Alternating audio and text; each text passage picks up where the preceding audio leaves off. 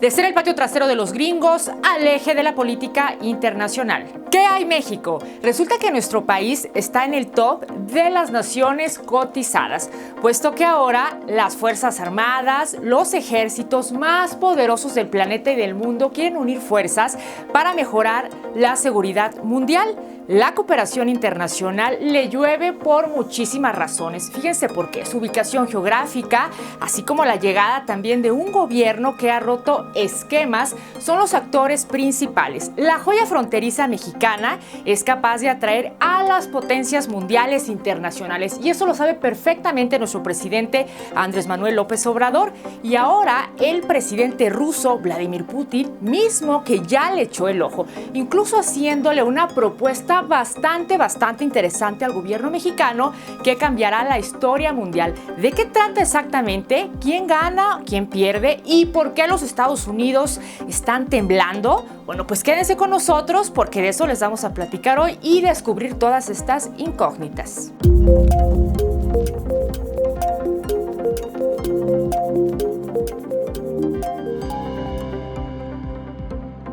Bueno, amigos respetables del auditorio de ¿Qué hay México? Antes de entrar en materia con la información, los invito a que le den like a este video, se suscriban y lo más importante, denle click a la campana de las notificaciones. Ahora sí estamos listos, vamos a arrancar con la información.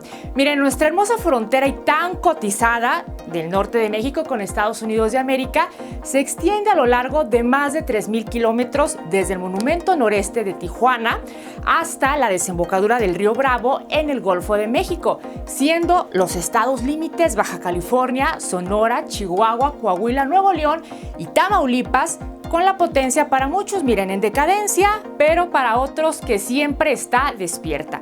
Por supuesto, hablamos de los Estados Unidos de América, este país que cuenta pues con más enemigos de los que podemos imaginar, pero sin duda Rusia es el villano favorito de la historia reciente. Y miren, para comprender esta espinosa relación entre estas dos naciones, vamos a recordar la famosa Guerra Fría, ¿sí? La cual agrupó más de una docena de conflictos armados en el marco de un choque ideológico entre Estados Unidos y la Unión Soviética tras la derrota de las fuerzas del eje en 1945.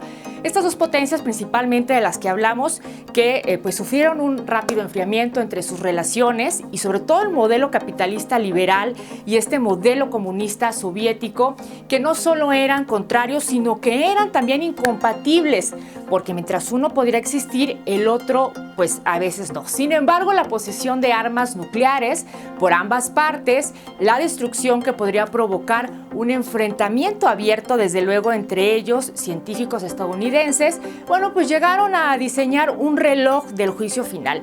Hicieron que su estrategia pues se virara hacia la contención y se valiera de países satélites, de influencias para dominar y dirimir estas diferencias. Es ahí donde la historia marca la agenda, señoras y señores, y resulta y resalta, también retoman esta cotizada frontera mexicana que el primer mandatario Vladimir Putin lanzó una declaración que puso a temblar a todo el Pentágono. Las alarmas se incendiaron en Washington. Esto en el marco de los actuales conflictos migratorios y de poder que tiene en su frontera con Ucrania. Moscú denunció que los Estados Unidos tiene pues a mercenarios en ese país para que preparen estas provocaciones en contra de su gobierno.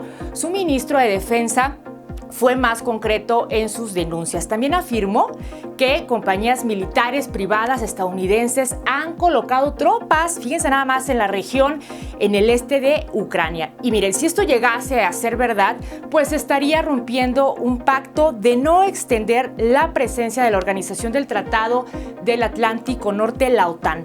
Esta palabra de 1990, y ante esto el presidente Biden no se quedó callado y especuló sobre una posible invasión rusa a Ucrania. Si otra vez jugando el papel de policía mundial, con esto miren, ya se está curando en salud y aceptando la presencia militar estadounidense muy cerca del territorio ruso. Sin embargo, Putin le dio con guante blanco al responder ante estas supuestas invasiones rusas. Dice, somos nosotros quienes estamos colocando misiles cerca de la frontera de Estados Unidos? Bueno, pues eso preguntó Putin. No es Estados Unidos el que viene hasta nuestra casa con sus misiles. Ellos de antemano se encuentran en el umbral de nuestro hogar. Es excesivo exigir que no sean colocados este sistema ofensivo, bueno, pues cerca de nuestro hogar. Paren todo, miren, es ahí cuando se lanzó la pregunta que sin deberla ni temerla, pues México salió a flote. ¿Qué pasaría, miren, si pusiéramos misiles en Canadá o México? Atención, canciller, porque esta no es la primera vez que los rusos tienen acercamiento aquí con nosotros en México, porque estos contactos entre los países empezaron ya a establecerse a finales, y nos vamos a ir a la historia del siglo XVIII y también del XIX. En el año de 1924, México fue el primer país del continente americano que establece esta relación diplomática con la Unión Soviética, y en el 73 el presidente de México, Luis Echeverría Álvarez, pues visitó la Unión, la cual fue la visita oficial, ¿no?, de un presidente latinoamericano a la Unión Soviética. Y miren, durante esta visita a la URSS del presidente José López Portillo en el año del 78, recordarán, se firmó este protocolo de adicciones al Tratado de Tlatelolco, o que prohibía la proliferación y almacenamiento de armas nucleares en América Latina. Esta firma significó el reconocimiento, de que México, como promotor de la paz y la seguridad de forma también internacional. Aquí la parte de lo que se establece en los últimos años, se ha afirmado la convicción de la trascendencia histórica que posee el Tratado para la Proscripción de las Armas Nucleares en la América Latina, conocido como Tratado de Tlatelolco, o por su aporte y desarme y por ende a la paz y a la seguridad internacionales. La extensión progresiva, pues, de esta convicción deriva no solo de la atención particular que le ha prestado la doctrina, sino además de lo que resulta de las reiteradas, ¿no?, resoluciones de la Asamblea General de las Naciones Unidas, que han, pues, elogiado y promovido este ejemplo latinoamericano, y también por la creciente atención que el Tratado de Tlatelolco ha merecido de los gobiernos, y en especial los latinoamericanos. Miren, la significación de este tratado para el desarme regional y consiguientemente para el desarrollo económico y social de los pueblos latinoamericanos, como consecuencia de que impide, ¿no?, esta desviación de recursos económicos que resultarían de la carrera, pues ahora sí que nuclear, y recursos que pueden así dedicarse o al crecimiento económico y al progreso social y cultural.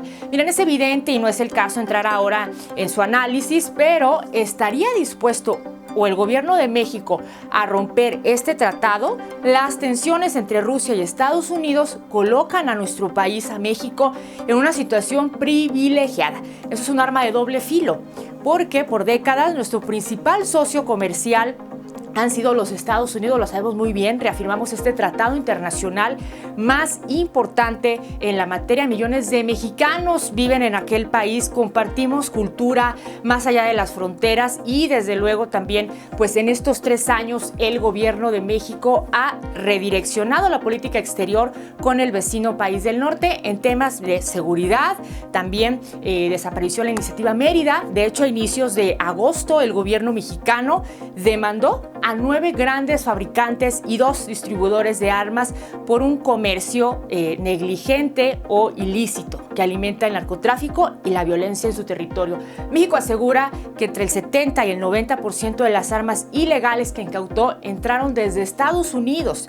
Por otro lado, también la relación bilateral con Rusia se ha fortalecido, especialmente durante la crisis mundial que atravesamos debido, pues, a toda esta pandemia del COVID-19. Rusia envió a México 24 millones de vacunas contra el coronavirus.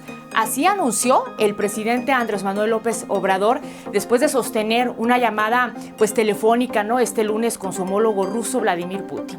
Discutieron a detalle, muy importante, los problemas para contrarrestar la propagación de la infección de coronavirus y garantizar la seguridad en la epidemia. Ha señalado, por otro lado, la relación bilateral se ha fortalecido durante esta crisis debido a la pandemia de COVID-19. Miren, Rusia envió a México 24 4 millones de vacunas contra el coronavirus. Así anunció el presidente Andrés Manuel López Obrador tras sostener una llamada vía telefónica este lunes con su homólogo ruso Vladimir Putin. Ellos discutieron a detalle los problemas para contrarrestar la propagación de la infección de coronavirus y garantizar la seguridad en la epidemia. Ha señalado desde luego en un comunicado, y también en esta conversación se habló de formar a médicos mexicanos en Rusia.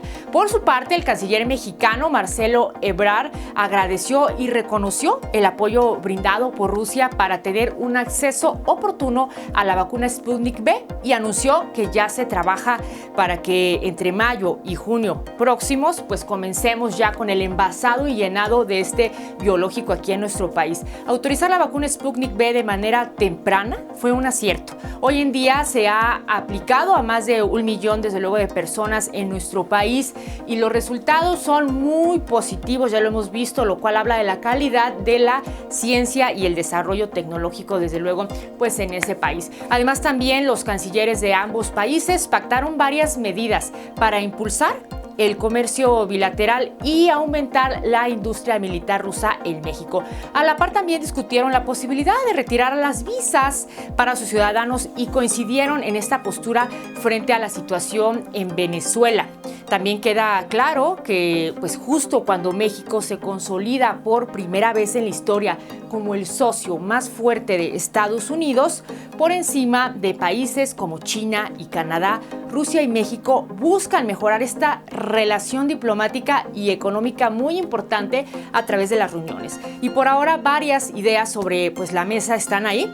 México es el segundo aliado más importante de Rusia en la región, después de Brasil, mientras que Rusia también ocupa el puesto número 1 de 46 países más inversionistas aquí en México. Hay que destacar que Rusia produce una gran cantidad de productos y durante los últimos años pues ha incentivado sus ventas hacia nuestro país, haciendo de este un mercado una potencia. En el presente año, en el intercambio comercial entre Rusia y México aumentó casi un 30% en enero y septiembre en el contraste con el mismo periodo del año pasado, hasta 3.545 millones de dólares. Esto lo informó el Servicio Federal de Aduanas ruso.